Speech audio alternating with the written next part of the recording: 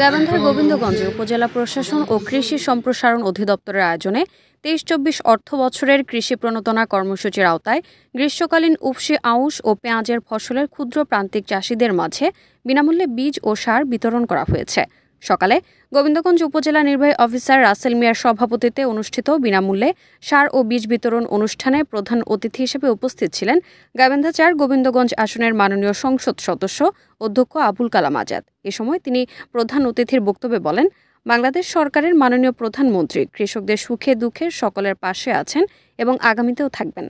বাংলাদেশকে খাদ্যশস্য ভাণ্ডার হিসেবে রূপান্তরিত করবেন।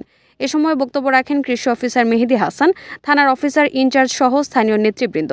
পরে কৃষকদের মাঝে বিনামূল্যে এসব প্রণোদনা বিতরণ করেন তিনি। আপনারা দেখছেন ওয়েব নিউজ, বিশ্বজুড়ে বাঙালি আমেজি।